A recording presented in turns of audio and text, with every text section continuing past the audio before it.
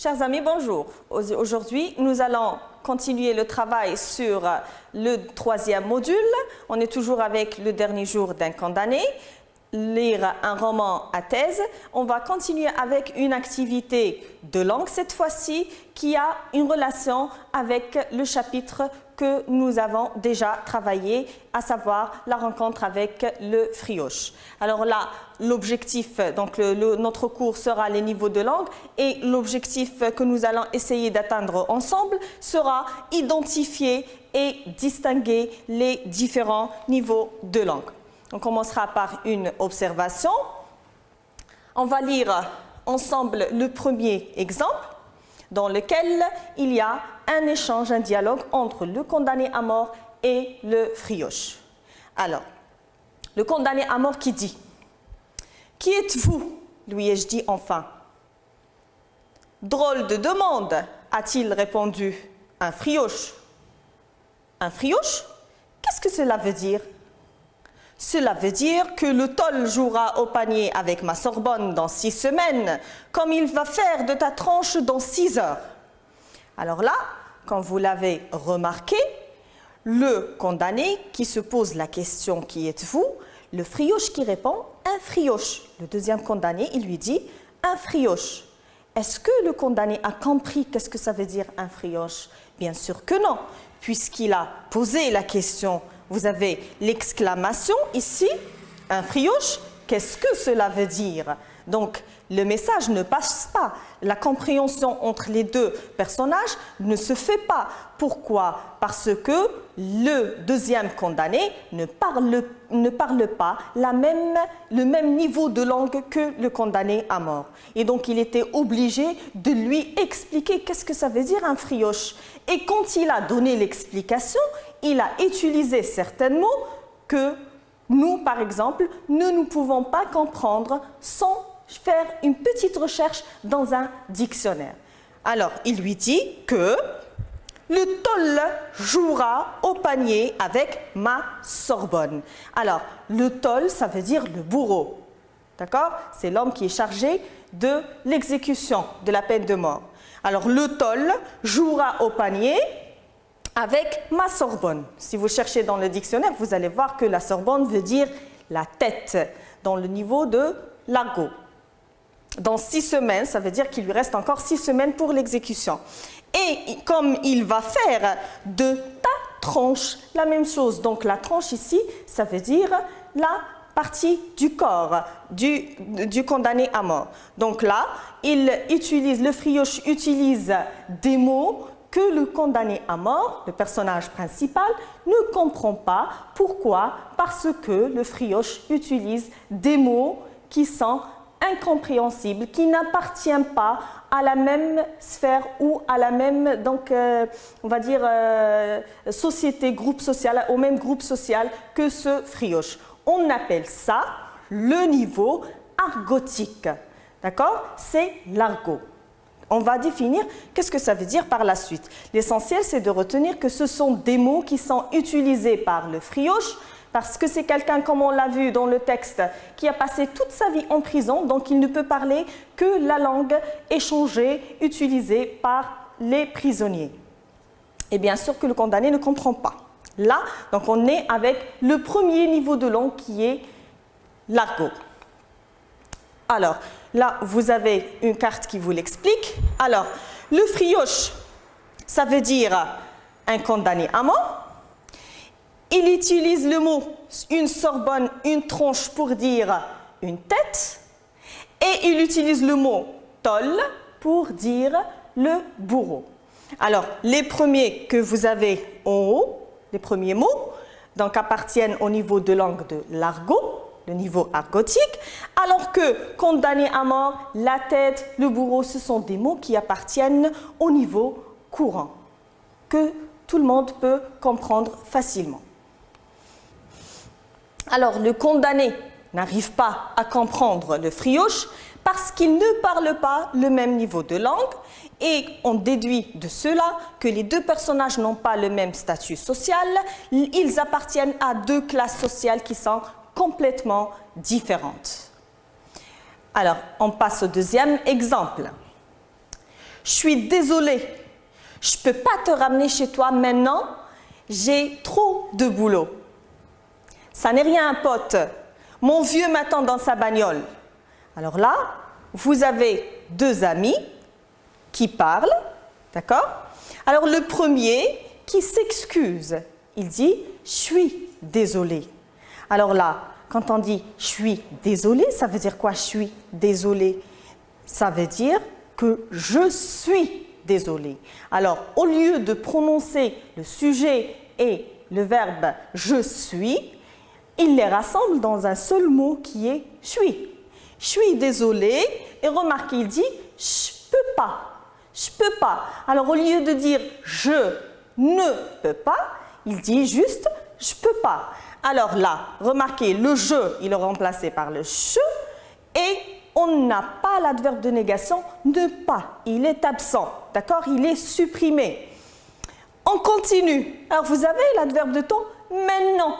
Alors, je ne peux pas te ramener chez toi maintenant. Alors, quand on dit maintenant, on l'entend souvent dans notre vie. Maintenant, au lieu de dire maintenant. D'accord? Et donc là, on a aussi supprimé une lettre et au niveau de la prononciation, ça a changé. On dit juste maintenant. Alors, et j'ai trop de boulot. Quand on dit à quelqu'un j'ai trop de boulot, le boulot ici, ça veut dire le travail. Donc, on a remplacé le mot simple connu par tout le monde de travail par le mot boulot. Et le deuxième ami qui va répondre, ça n'est rien. Alors, ça n'est rien ici, le pronom donc démonstratif ici, ça remplace normalement cela. Alors, au lieu de dire cela, on dit ça, pote. Alors, la même chose, pote, vous le dites certainement entre vous, entre amis. Alors, quand on dit pote, ça veut dire ami, d'accord? Ami, camarade, etc. Alors, au lieu de dire ami, on utilise sur le plan donc familier, on dit pote. Mon vieux, alors là, mon vieux m'attend dans sa bagnole. Alors, vieux, ça veut dire ici mon père, d'accord? C'est au lieu de dire mon père, on dit mon vieux. Et il m'attend dans sa bagnole. Alors, la bagnole ici remplace quoi? Elle remplace le mot voiture. Donc, remarquez que ces deux amis qui sont en train de parler entre eux ont remplacé des mots qu'on peut comprendre facilement par d'autres qui ne sont compréhensibles que par les amis, ces amis qui parlent entre eux. En plus, les mots, etc. Donc là, quand on parle ce genre de langue, on est dans le niveau familier, c'est-à-dire on est entre amis, entre camarades, entre membres de la même famille. On n'est pas obligé de prononcer donc les mots tels qu'ils sont écrits, tels qu'ils figurent dans les dictionnaires et dans les livres. Et là, on peut utiliser la langue d'une manière libre. Je passe à l'exemple suivant qui va nous ramener au niveau courant. Alors, lisez avec moi le troisième exemple. Je vais attendre un moment. Nous ferons les deux procès à la fois. Cela s'arrange bien. Remarquez, on a des phrases qui sont donc simples, avec juxtaposition des propositions, donc des phrases qui respectent l'ordre des mots. Donc on a sujet, verbe, complément. Je vais attendre un moment, donc sujet, verbe, complément, sujet, verbe, complément. On n'a pas de structure donc avec des suppressions. On n'a pas des changements ou des remplacements des mots, de mots par d'autres. C'est simple, c'est des mots, donc un vocabulaire simple. Il n'y a pas d'effort, il n'y a pas de recherche, il n'y a pas non plus de mots difficiles ou de figures de style, etc. Donc, la compréhension est toute facile. Toute personne peut comprendre cette phrase. Là, on est dans le niveau courant, commun à tout le monde. Je passe au quatrième exemple. Tandis que je rêve, les souvenirs de mon enfance et de ma jeunesse me reviennent un à un, doux, calmes, riants, comme des îles de fleurs sur ce gouffre de pensées noires et confuses qui tourbillonnent dans mon cerveau. Alors là, vous remarquez que cette phrase, d'abord, elle est longue, c'est une phrase complexe qui comporte une proposition circonstancielle de temps avec une proposition subordonnée relative à l'intérieur. Il y a plusieurs verbes, donc on a le verbe rêver avec reviennent. On a aussi des mots, des figures de style dans cette phrase. On a doux, calme, riant. Là, ça rappelle aussi la figure de l'amplification qu'on avait déjà étudiée, la gradation, doux, calme et riant. On a la deuxième figure de style de la comparaison, comme des îles de fleurs, et on a deux métaphores au niveau de la même phrase, ce gouffre et dans le verbe tourbillonner. Et donc là, c'est une phrase qui n'est pas courante, qui doit être, donc quand on la lit, on doit réfléchir profondément, expliquer donc les images, expliquer un petit peu la structure même de la phrase. Et donc là, on est dans un style qui est soutenu, qui est recherché. D'accord? C'est un niveau plus élevé que les autres niveaux que nous venons de voir. Pour conceptualiser ensemble, qu'est-ce que ça veut dire un niveau de langue? C'est un type de variété de la langue. Les niveaux de langue s'utilisent en fonction des situations et des interlocuteurs, c'est-à-dire je ne peux pas parler un langage soutenu avec des interlocuteurs, des personnes qui m'écoutent, qui n'ont pas le même niveau. Donc, je suis obligée d'adapter ma façon de parler, mon style avec le niveau de ceux qui m'écoutent. Et bien sûr, si je suis en famille, je ne suis pas obligée, par exemple, si je suis médecin, je ne suis pas obligée d'utiliser des mots qui sont scientifiques, des mots de médicaments, etc. Donc là, parce que je suis en famille, je dois parler un langage qui est courant ou qui est familier. Donc là, c'est ce qu'il faut faire. Donc, le niveau de langue s'utilise en fonction de la situation dans laquelle je suis et en fonction de celui qui m'écoute pour que le message passe, parce que l'ultime, on va dire, objectif de la langue, c'est d'abord la communication, c'est l'échange, c'est la compréhension entre les êtres humains. Alors, on distingue 4 niveaux de langue, comme on vient de le voir: le niveau argotique, le niveau familier, le niveau courant et le niveau soutenu. Chacun de ces niveaux, comme on l'a vu avec l'observation, se caractérise par certaines marques particulières. Alors, selon le choix du vocabulaire, on l'a vu avec le frioche, le choix du vocabulaire, ce n'est pas le même que par exemple au niveau soutenu. On a des constructions, le choix des constructions phrastiques.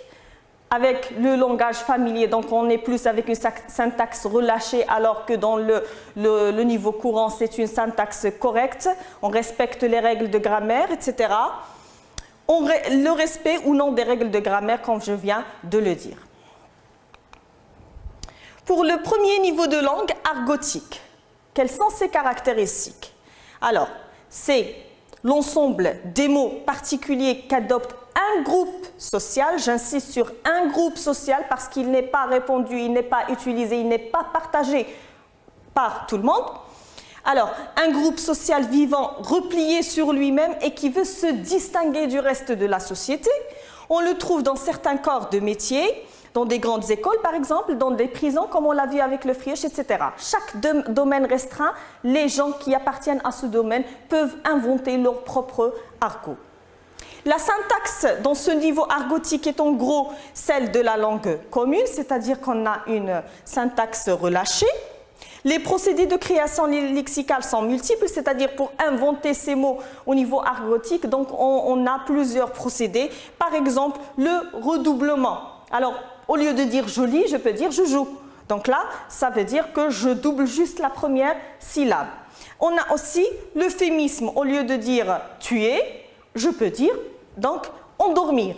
Donc là, je remplace un mot par un autre et donc là, on est dans les caractéristiques du niveau argotique. Je passe maintenant au deuxième niveau de langue qui est le niveau familier.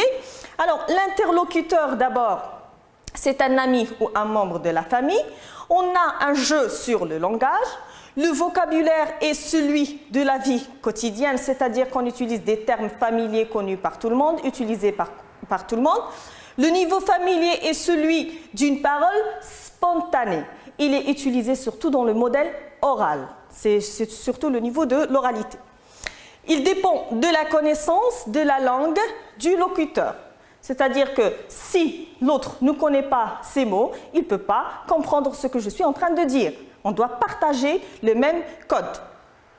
La syntaxe connaît des ruptures de construction, des répétitions, des ellipses, des suppressions du ne, comme on a vu de la négation.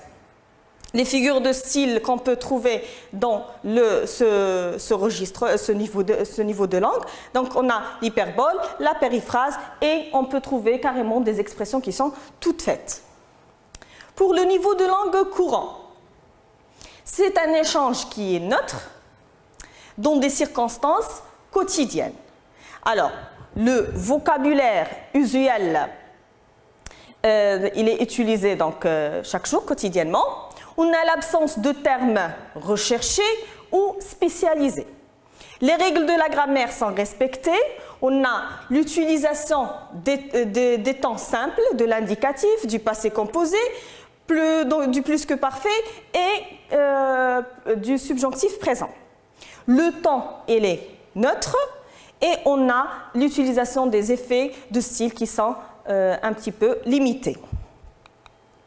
Le niveau soutenu, lui, il est utilisé dans le milieu social ou culturel élevé et il marque donc la différence, la distinction, la politesse du locuteur. Le vocabulaire est riche dans ce niveau-là, il est recherché, voire rare. Le niveau soutenu n'est pas spontané parce qu'on l'utilise surtout dans les modèles écrits, donc soit dans des références littéraires, historiques, etc. Les règles de grammaire sont respectées, les constructions sont généralement complexes. Les figures de style sont bien travaillées et on a la recherche des effets à travers ces figures de style. Passons maintenant à une petite application. On va essayer ensemble de déterminer le niveau de langue utilisé dans le corpus suivant, bien sûr en justifiant notre réponse. Allez-y, vous lisez avec moi la première phrase. « Et Alex, grouille maintenant, on est en retard. Je te l'avais dit, je te l'avais bien dit, ils sont pas là. » Alors là, à partir de cet exemple, on commence déjà par l'interjection et Alex. Donc, je ne peux pas appeler quelqu'un que je ne connais pas, quelqu'un qui n'est pas donc, de ma sphère donc, personnelle, intime, etc.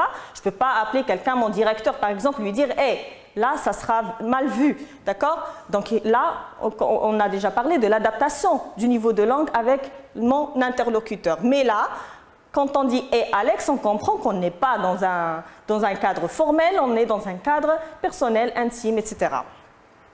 Et Alex, donc et l'interjection, on a Alex déjà, c'est le diminutif d'un nom Alexandre par exemple. Grouille maintenant. Grouille maintenant, c'est bouge et on a maintenant.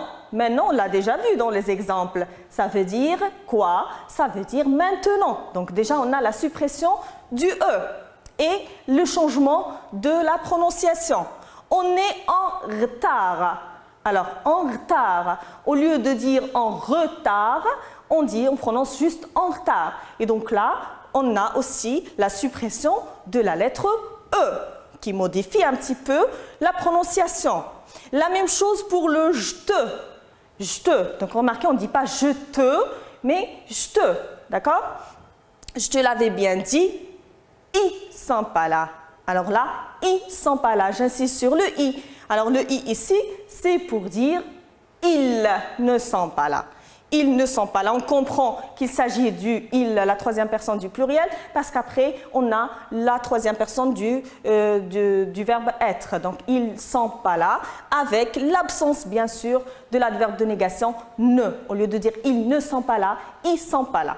D'accord? Donc là, vous l'avez deviné, on est dans quel niveau de langue? On est dans le niveau familier. Alors, je passe à la deuxième phrase avec Mes fanandels se sont sauvés, mais moi, le plus vieux, je suis resté sous la griffe de ces chats à chapeau galonné. Alors là, c'est le Frioche qui parle dans cette phrase. Alors il nous dit « mes fanandels ». Alors « mes fanandels », ça veut dire ici, si vous cherchez dans le dictionnaire, vous devez bien sûr utiliser un dictionnaire pour comprendre ces mots, sinon vous n'allez pas réussir à trouver les réponses. Alors, mes fanandels, fanandels, ça veut dire camarades, d'accord?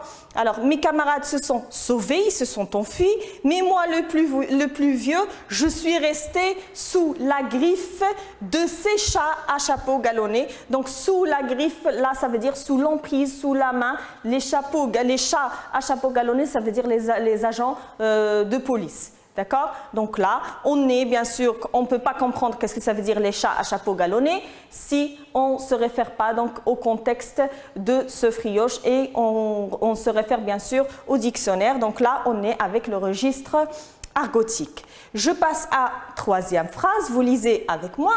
Je serai quelque chose d'immonde qui traînera sur la table froide des amphithéâtres, une tête qu'on moulera d'un côté, un tronc qu'on disséquera de l'autre. Alors là, remarquez avec moi, on est dans une phrase qui est complexe, ce n'est pas une phrase simple, c'est une phrase très longue, avec le respect de la construction, le respect de la grammaire, et on a des figures de style. C'est un style qui est recherché, on peut le deviner rien que par donc, le vocabulaire utilisé, quelque chose d'immonde, qui traînera sur donc, la table froide des amphithéâtres.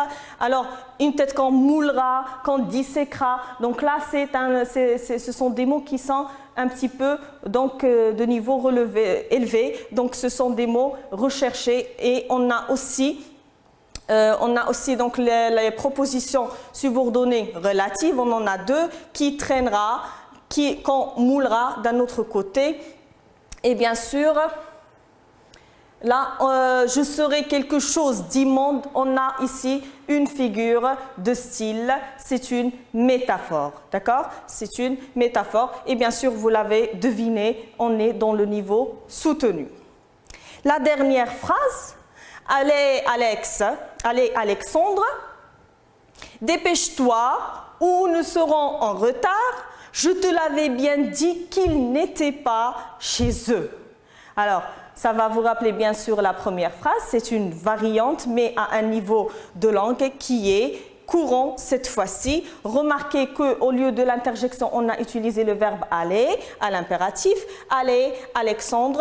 Alors là, on a remplacé Alex par Alexandre. On a une syntaxe, donc on respecte la construction syntaxique normale de la phrase. On a le respect de la grammaire. Les fanandels, amphithéâtre, moulera, disséquera. Une construction phrastique complexe avec des propositions subordonnées relatives et une figure de style qui est la métaphore. La dernière phrase est de niveau courant. C'est un vocabulaire simple avec le respect de la syntaxe. Alors, comme appropriation, je vous propose de transformer en langue courante le passage suivant. C'est un texte extrait du même chapitre qu'on a étudié en activité de lecture. Alors, à 9 ans, j'ai commencé à me servir de mes louches. De temps en temps, je vidais une fouilleuse, je filais une pelure, à 10 ans, j'étais un grinche. Alors, bien sûr, vous n'allez pas répondre à cet exercice sans recourir à vos dictionnaires. Mais quand même, je vais vous aider et je vous propose une petite correction. Alors, à 9 ans, j'ai commencé à me servir de mes mains au lieu de louche, ça veut dire main. De temps en temps, je vidais une poche au lieu de fouilleuse. Je volais un manteau, donc je filais une pelure. Et à 10 ans, j'étais un voleur. Et bien sûr, merci pour votre attention. Je vous retrouve encore une fois, Inch'Allah, dans une nouvelle activité. Merci.